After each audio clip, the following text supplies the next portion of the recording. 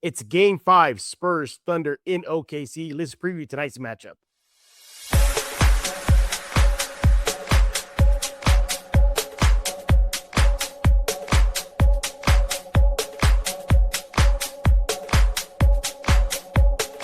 Happy Spurs Day. Welcome back, everybody, to Spurs in Focus right here on YouTube, iTunes, Spotify, Amazon Podcasts. The list goes on and on. Go subscribe right now.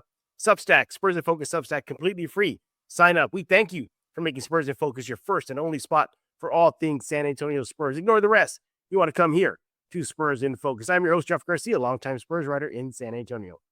What are we talking about today? Game 5 is tonight. Spurs Thunder in OKC. We're going to break down the game, preview it, look at some keys to a Spurs win, ask a big question. Right now, with the series tied 2-2, who's really in control of the series? Is it Spurs? Is it Thunder?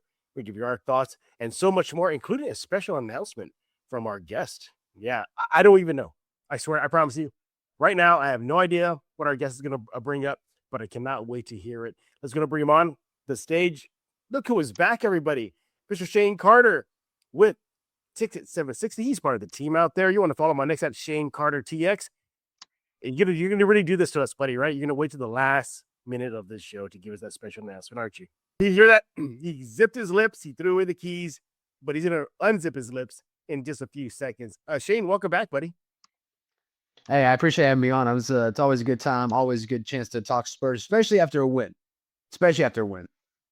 Yeah. And by the way, note to self, I need to save Shane's number because I thought I got a missed text from some random person just accidentally texted me. No, it was Shane. He was so nervous ahead of Game 4, but we had a nice chat about the game. So I learned a lesson that day. Shane, save Shane's number, and I texted about 8 or 9 different people that night. So you're the only one who was like, "Who's this?" So it felt special. It felt special to reintroduce myself. That's all good. It's all good. Now it's saved. So yeah. I really thought if somebody just sent me like they mistyped the number and they sent it to the wrong person. And then Shane goes, "Hey, this is Shane." It's all good. Yeah. Again, he is with the team at Ticket 760. He's going to give you a special announcement later on this show. Cannot wait to discuss that. Shane, Game 5 tonight. Spurs Thunder in OKC. Right now the series is tied 2-2. Quick injury update. Spurs have nothing to report. AJ Mitchell for Thunder is out. Jalen Williams is questionable. We'll see how that pans out. But knowing that, what is your feeling right now? What are your general thoughts heading into tonight's pivotal game? My general thought is that I'm confident in how the Spurs match up with the Thunder. And I don't want to make the refs a part of the conversation, but the refs have also made themselves a part of the conversation. It's been a national conversation around that. But if we look beyond just the scope of the officials doing their job, not doing their job, by the way, I think Game 4 was probably easily the most fairly called game in terms of both sides. Even if you want to count that obvious De'Aaron Fox slide by, which Shea obviously that there was no foul in that one. Aside from that, I thought it was a fairly called game. My feelings about this game are that I was happy, and this is a very broad version of happy because I'm not happy for injuries. I was happy as a Spurs fan to know AJ Mitchell won't be there because he's one of the key issues the Spurs have faced in this series. Sure. Ironically, the 3 stars for the Thunder, J-Dub, Chet Holmgren, Shea, those guys haven't been the factors in this series. It's been the role players. No, it's been Alex Caruso. It's been Lou Dort. It's been Kason. It's been AJ Mitchell, like we talked about. It's even been the other J Will. So Isaiah Hartenstein, whether it's been pulling people's hair or doing that annoying giant floating shot that he does, which he knocked through the first 4 the other night. My feelings about that is that this also highlights an issue that we see with the Spurs, in that in the regular season, the depth showed itself to be one of the biggest factors for why the Spurs were so successful early on. In the postseason, the depth hadn't been there. In the postseason, we've had maybe one bench player per game step up. The other night, we happened to have a couple of guys. We had KJ step up. Dylan Harper played meaningful minutes. And then my MVP, the guy who probably won't show up on the stat sheet, Harrison Barnes, was a huge factor coming off the bench. Those 16 minutes he came in, I even tweeted out that the minutes you give Champagnie need to go to Harrison Barnes because the cleanup duty that he does, the veteran intelligence that he has in a play-in, play-out basis on both offense and defense and even set himself up for offensive rebounds are an undersold aspect we can't take for granted, because in this series, too often the Spurs have beaten themselves off from getting offensive rebounds. Whether it's been losing out of their hands, or it's been fighting each other for the rebounds, Harrison Barnes has been grabbing them. He's been the guy that they needed to have play those cleanup minutes, and he's able to come in and get them. And so last game was the only time that I could say definitively where we had multiple players off the bench come in and play key contributing factors rather than just being one, maybe two a night. Sure. That was by far the deepest game we've seen from the Spurs this postseason. I'm talking the entire postseason. Yeah. Yeah, after the game, game 4, Mitch Johnson shouted out Barnes saying exactly what you said, Shane, that though the numbers don't pop and, or sexy or anything on the stat sheet, 5 points, 3 rebounds. But you know what's interesting, though? Even in those 16 minutes, he was a plus 13, Harrison Barnes, for the Spurs. Nothing but positive impact from the veteran. As I look at tonight's game, I mean, aside from it being pivotal, I think the stat is whoever wins game 5, 75% of the time they win the series. So that's how big game 5 is. I'm a little worried in the sense of it's a must win for both teams. I don't know if it's a must win for the Thunder, a must win for the Spurs. I think it's equal footing here because both teams, except for one game, have been pretty much a slugfest. It's who has enough gas at the end, who does the little things to get the W. Spurs played solid defense in their wins. They get the W. Obviously, they just wrecked the OKC in game 4. What wasn't even a contest. But nevertheless, I got to see if the Spurs can do the little things that need to show up that don't show up on the stat sheet. Hustle, 50-50 balls, sticking the ball in the hands, getting rid of them. And I bring that up is because when the game slows down, that's totally in OKC's favor. OKC the Spurs want to speed things up. OKC tends to probably a medium speed to slower pace. So I got to look at pace. I'm looking at the 50-50 balls, the hustle stats, and I think that's going to be what separates a win or a loss for either team in tonight's game. Shane, let me go share with you my keys to a Spurs win here. Obviously, the big one we all know, it just bears repeating, minimize turnovers. The Spurs have had an issue with turnovers. They seemingly cleaned it up in the last 2 games, 11 turnovers in game 4 versus 20 or more in the first 2 games. So that's good. But get this, though. In the series, in the 2 games at home for the Thunder, they're averaging 27.5 points off turnovers, Shane. That is a huge number. The Spurs got to watch for that.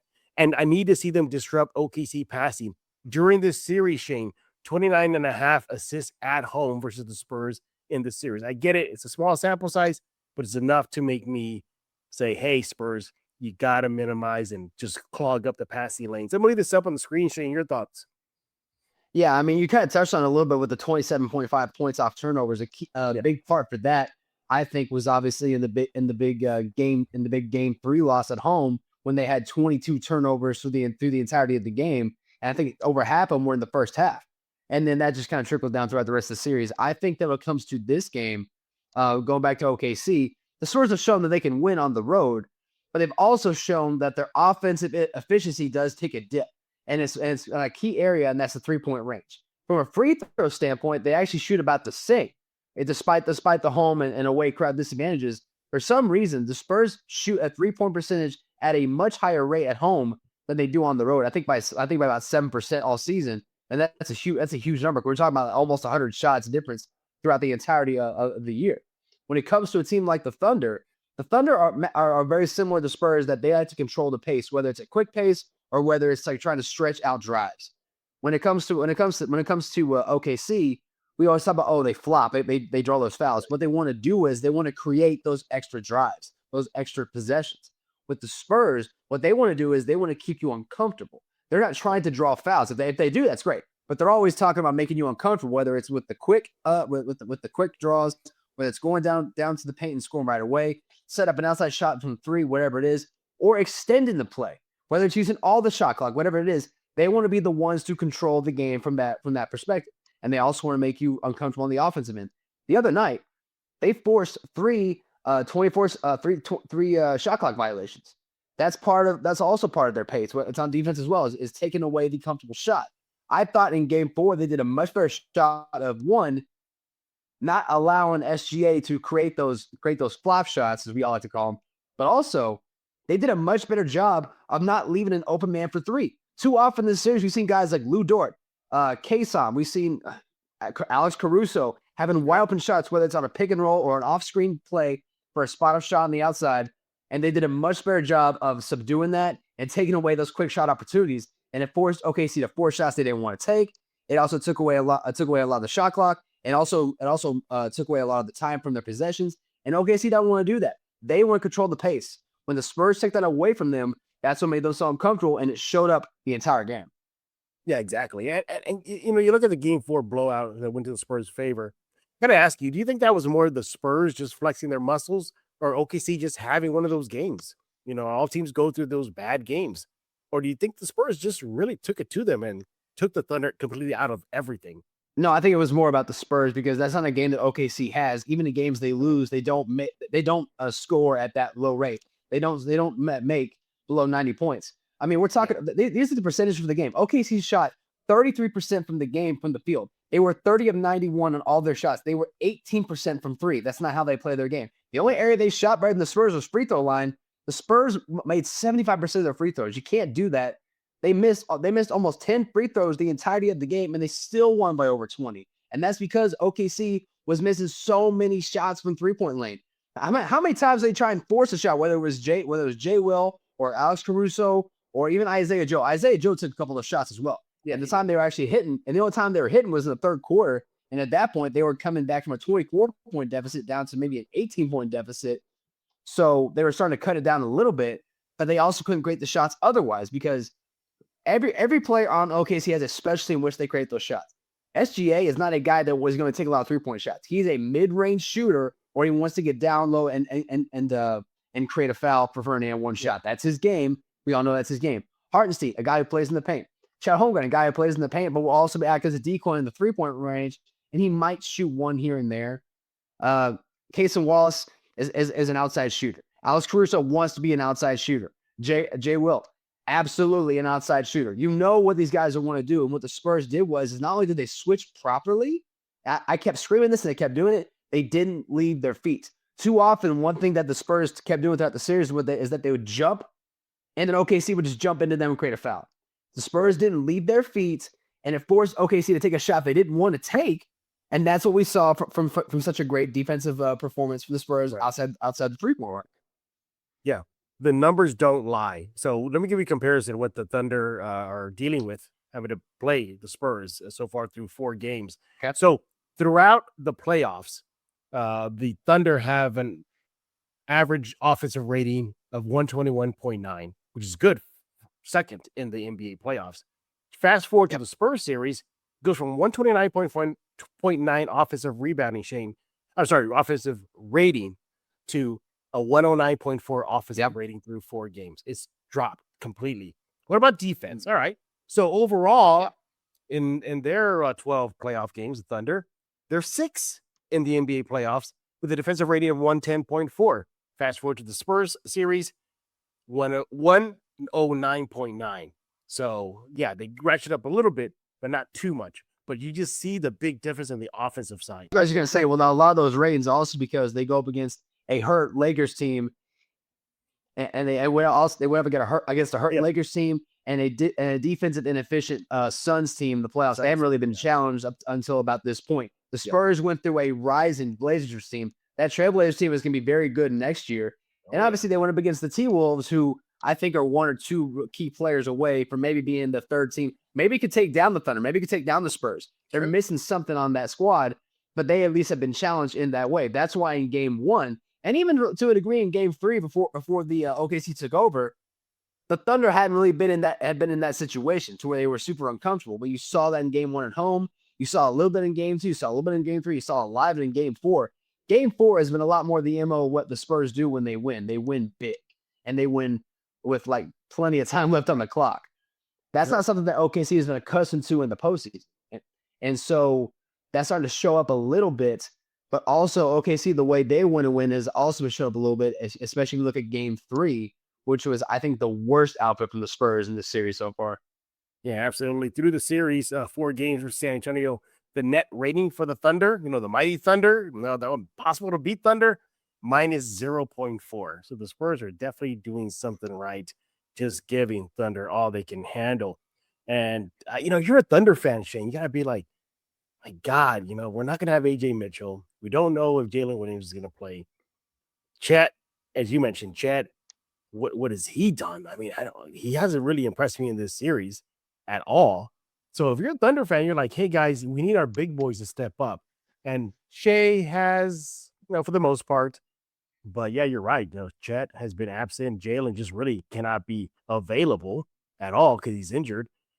So yeah, the Thunder could be in a world of hurt if they drop the game tonight. We're talking with Mr. Shane Carter. You see him on your screen right now. You want to give him a follow at Shane Carter TX. He is part of the team over at Ticket 760. He has a special announcement for everybody in just a few minutes. When we get back, I'm going to ask Shane a big question. Who is really in control of the series with the series tied at 2 games apiece? Let's talk about that coming up next right here on Spurs in Focus. As the new leader of the Decepticons, I command you to subscribe to Spurs in Focus.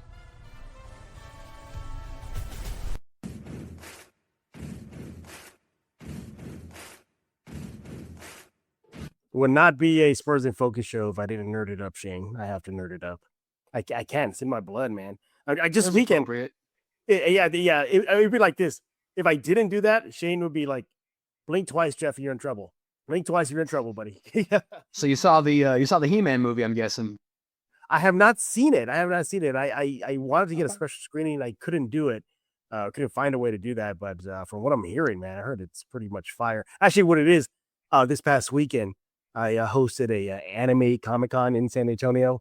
So I got to sit next to legends of the voice acting game. So I had some chills. Really? I had some chills. He's one of those, a lot of the names you won't recognize, but you definitely recognize their characters. Gravity Falls, Video Game World, just a bunch of them. And the last panel I did, those. Well, like who? Maybe I would notice some of them. All right, Dave Wittenberg. Nope, I don't know that one. Exactly. Yeah, but look up his resume. You're gonna be like, I grew up with this guy's voice. Yeah, like that. Okay. Yeah. Okay. I said that. By the way, I sat next to Vegeta, the voice actor for Vegeta in Dragon Ball Z. So. Oh, that's dope. That's dope. You're supposed to have it, man. I was next to him, and I could go on and on, man. I'll tell you some of the stories I've had with these people, voice actors. Okay. I mean, if you're a fan of My Hero Academia, everybody, I found out that I've never seen it. I've never seen it. Well, the character who voices one of the main characters, Shoto, good guy. He's from Houston. Mm-hmm. He's a big Rockets fan, but he's putting for the Spurs in the series right now. Come to find out, and for those of y'all who are One Piece fans, the iconic character Nico Robin, she during the panel, Shane, we're ending up, and she looked at the crowd. She goes, "Go Spurs, go!" Just out of nowhere, unprompted, everything. The crowd went wild, right? Nice. So then I caught up with her when she was exiting the panel, and I said, "Hey, I go, you just said that because you're in San Antonio and the Spurs are playing?"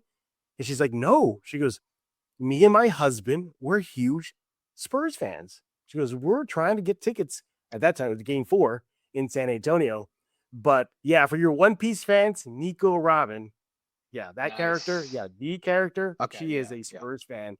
All right, we're talking with Shane Carter right here on Spurs in Focus. He is with the team over at Ticket 760. You want to follow him on X at Shane Carter TX. Now, before the break in a little nerd segment right now, I wanted to ask you, Shane, we got a series that is tied 2 games apiece. Which team do you think is in control of the series? It's the Thunder. The Thunder are still the ones that control in the series. And it's not just because they have, of the last potential 3 games, the home court advantage. It's because after Game 1, the Spurs have been playing catch up. Because in Game 2, the Spurs were playing behind for most of the game, and they had to play catch up in that one. In Game 3, they were in control. They gave up the lead way too early. That was a game, by the way. They were up by 15-0 early, and they let the Thunder take control. They lost control before halftime, and they never gave it back. In Game 4, that was all in response, and we obviously heard the clip of De'Aaron Fox talking about how Coach Pop came into the locker room and ripped him a new one, and that's what got him into this one. But that was, again, in response to what the Thunder did when they were up 2-1. Everything the Spurs have done in this series has been done by a response approximation, not by their own control. And so even when they go into OKC with the mindset of, if we win this game, we can close the series out at home, that's, again, just because they were already down with the mindset that they had to win game 4. Otherwise, they go into OKC with the potential of losing the series right then and there. OKC, I think right now, is in trouble, and from perspective of Jalen Williams, no offense to him as an all-star, he hadn't been a factor in the playoffs really much at all. AJ Mitchell has been a much bigger factor as a three-point shooter and as an off-the-bench scorer for them. And so he's been much more missed in this one. And so I think that will probably factor into this game as well. I think the Thunder are still in control of this one, but I will say this: if the Spurs pull this one out on OKC, all of a sudden that momentum will shift back to San Antonio. I don't know if the Thunder can steal one in San Antonio down 3-2, because that's a position that this Thunder team has never been in, on the brink of elimination. That's new territory for them. Yeah, that's a good point there. I struggle with this question, and I see your point. OKC's in control of the series. Obviously, the big edge is because they got home court advantage. So they just got to win out, and guess what? They win the series. But for me, I lean towards the Spurs, because even though they did lose, game 3? But you look at game 3 and game 4, they came out swinging. I mean, in game 3, despite the L, they had the Thunder on the back of their heels. I think the Spurs lost that game, not what the Thunder did in game 3.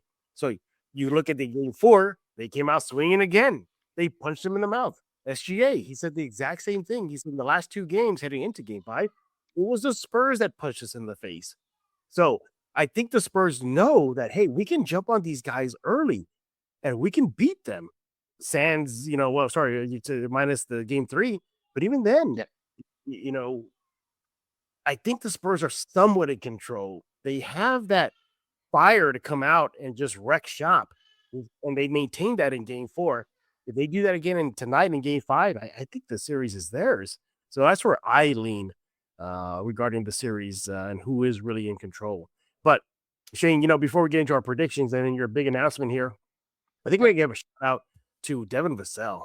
Yes. Flying under the radar, having himself a pretty solid series and playoff run. I don't know if you saw that. I'm pretty sure you did. But I was going to give you his plus minus right now, and it was pretty interesting here. I'll pull up Devin Vassell right now for this. Yeah, here we go. In the Spurs' big win, 103-82. In 32 minutes, he was a plus freaking 27. A plus 27 for San Antonio, contributing 13.6 rebounds and 3 assists. Get through in a block as well. Your thoughts on Devin's play? Devin Vassell is one of those players in this postseason that I have been both frustrated and hyped about, because when his shots are landing so in a game where he's making at least 2 to 3 3-pointers at minimum, the offense is in control, because objectively he is your most dangerous 3-point scorer on a night in night out basis, because he's the guy that you rely on the most to do that. He's also a guy that if I expect him to go down for a set-up mid-range shot, I expect him to make that as well. When you've seen most of his value, I think in the postseason has been, and you saw him get into Carter Bryant's ass for this a little bit, you saw him play a lot better as a on-ball defender. That's why I liked whenever they saw him guard SGA and move Steph Castle towards guarding Caruso. Something I suggested, by the way, to Andy Everett before the next game was I would switch the assignments, because Steph Castle for a while was guarding SGA, but that would also leave open Caruso on the outside. I would rather have had Vassell covered SGA, because I think he does a better job of not drawing fouls as opposed to Steph Castle. And Steph Castle, I think, is still a really good wing defender, and we saw that when he had to cover guys like Lou Dort and Alex Caruso, whoever it was. The switch assignments on that was huge for the perimeter defense. Devin Vassell landing 3 of 7 shooting in game 4 and 50% from 3. Those 13 points did not go unnoticed. I know everyone's going to talk about Wendy and him shooting 50% from the field and that insane half-court shot that made my daughter go when I was screaming and being excited as that happened. He had a great game. Wemby had probably easily his second best game of the series, because that game 1 was insane, by the way. But the unsung effects of Vassell playing the wing defense and on-ball defense on SGA, Castle moving over to the role player defense, Even someone like Harrison Barnes playing cleanup duty, De'Aaron Fox coming back from injury, huge aspect. We obviously have been taking De'Aaron Fox for granted because we underestimate, as much as we love Steph Castle and Don Harper, they give that ball way too much. De'Aaron Fox ain't doing that. So it's the little things like that. And Devin Vassell is no stranger to that. Yeah, absolutely right. You mentioned De'Aaron Fox right now. He's averaging 13.5 points per game in the series, 8.5 rebounds, and nearly 6 assists per game at 5.5. He's a +3 for the Spurs in the games that he's played this series too. Yeah, and he's doing great. 53% shooting from inside the 3 line, true shooting percentage 49%, effective field goal percentage about 48%. So he's definitely making an impact overall. Look, the Spurs after the last game are just humming right now. Hopefully they can carry that momentum into Game 5 tonight. I think they will. They got a hostile crowd. That's a situation where both teams are pretty much up against the wall right now. Whoever loses don't want to be in that position.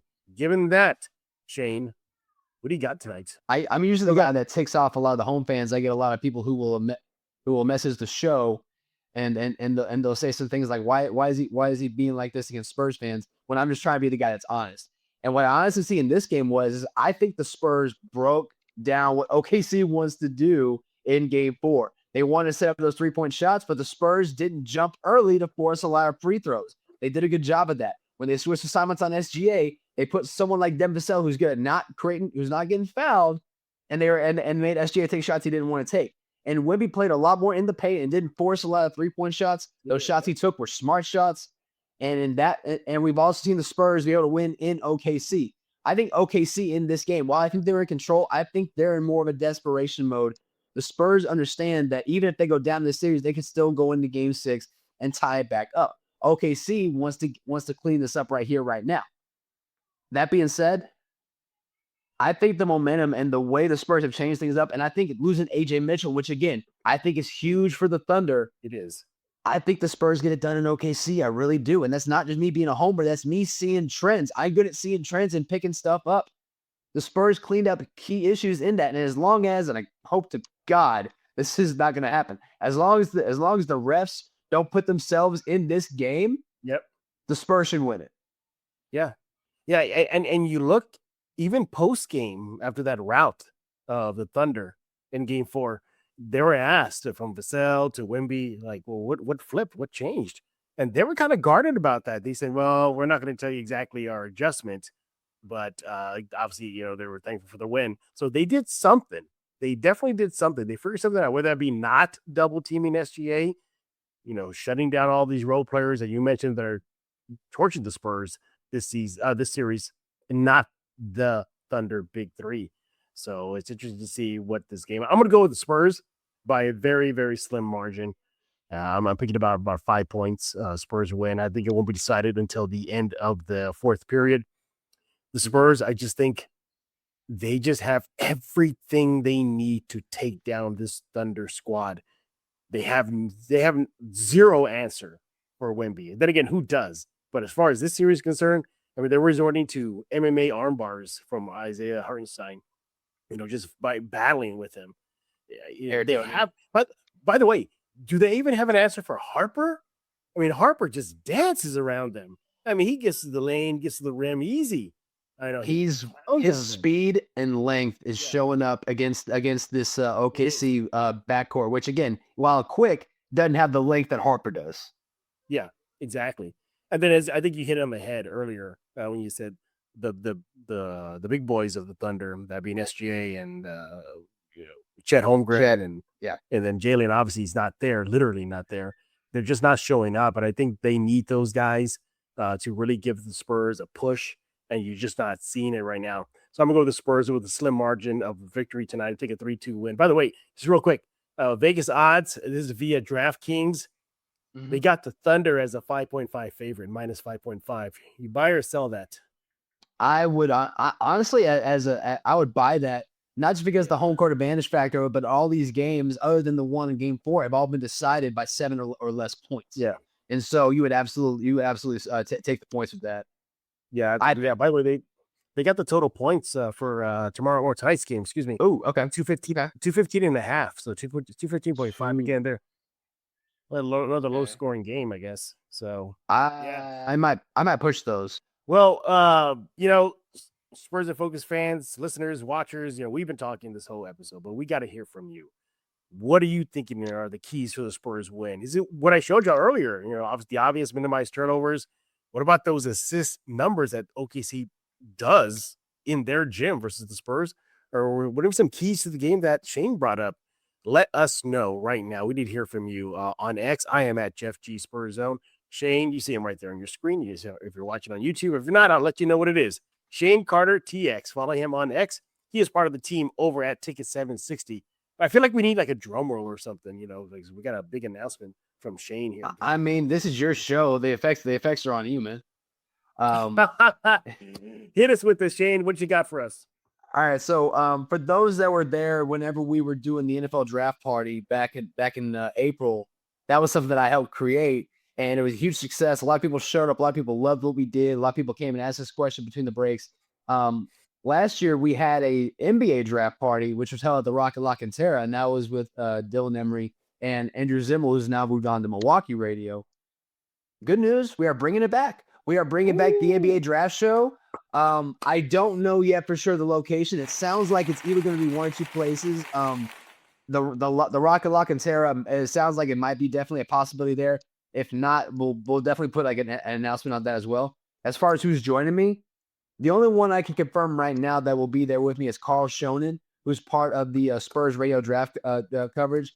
As far as the third one there, we're still finalizing some stuff, but will we be there for night one of the NBA draft and come out and support the team, come out and ask us questions, come out and cuss us out between the breaks. Please don't do it while we're live on air. But I'm excited to be part of the NBA draft this year as well, because the top 10 is going to be insane. This is a very deep, like I thought last year was a really deep draft class for the top end guys. This year might be deeper. This year might be deeper in terms of guys that could be future all pros. Like even if you throw away guys like AJ DeBansta and Carlos Boozer, don't sleep on guys like Michael Brown from LSU. Don't sleep on guys like oh my gosh, I just had his name on my Yasta Lindenberg from Michigan, a guy that played really well in the tournament, but obviously got hurt in the championship. He's gonna be a guy I think will be taking top 12. The Spurs, where they're at 20, the thing to watch will be, do they pick a player or are they going to move the pick? That's going to be something to watch as well. That is some great news. There you have it right there. Draft watch party with that gentleman you see on your screen, the rest of his crew. They're going to be possibly at the Rocket La Cantera. I hope that happens because that's a great spot for all Spurs fans to meet and, talk shop, talk draft, talk Spurs. Who knows what the Spurs do? They may package some of those picks because I think they have one first round pick and several second. They got one first. They got one. Yeah. They got one first, and I think 3 seconds or something like that. If I remember right. Yeah, I wouldn't be surprised if they package that or try to get something out of it. We shall see. But it's always feeling good when the Spurs are not in the draft lottery. That's a good thing, everybody. That's a very, very good thing. By the way, who do you got going number one right now? I got AJ DeBansta. I think that I know Peterson from Kansas is probably the hot name. It might be the most upsized scorer. I think if you're talking about like just a player who can play both the 2, 3, and 4 position, who is probably a better on-ball defender as well, AJ DeBansta, an athletic freak, I would take him above them. And I also wouldn't be surprised if Utah tries to jump and trade with Washington to keep him in Utah. I wouldn't be surprised by that at all. I know. Yeah, so I would take AJ DeBansta number 1 overall, and I wouldn't even question. Yeah, I would take Shane Carter out of San Antonio number 1 in this draft. I ain't got those kind of handles, man. He is Mr. Shane Carter. Again, he's with the team over at Ticket 760. The best thing to do, you want to follow him on X right now, not just for his great sports coverage and takes and et cetera, because and bad jokes released all, and the jokes, yep. But he'll probably release all the information you need for that watch party. So you want to follow him right now, Shane Carter TX. Do it ASAP. Shane, we thank you for taking time out of your busy schedule to join us here on Spurs in Focus. We definitely appreciate you have an open door. Anytime you want to come on, you just let me know. Everybody else, we thank y'all for making Spurs in Focus your first and only spot for all things San Antonio Spurs. You don't want to go anywhere else. You want to come right here to Spurs in Focus every single time, every single day. You need to discuss or watch or just hear some Silver and Black talk. We are on Spotify, iTunes, YouTube, obviously, YouTube Music, Amazon Podcast. The list goes on and on. Spurs in Focus, Substack, completely free. Google it. Subscribe ASAP. We want to see you join the crew. We will be back tomorrow, likely for a post-game wrap-up of Game 5. Can you believe it? Yeah, it is here. It is here. Hopefully the Spurs will get that W and put kind of a little bit of a vice grip on the series and make OKC pushing them more to that corner. And I would love, Shane, for the Spurs to be the one to dethrone the NBA defending champs. That'd be great. But yeah, we definitely appreciate y'all. And thank you for checking out Spurs in Focus. So for Mr. Shane Carter, my name is Jeff Garcia. And now you're in focus with Spurs in Focus.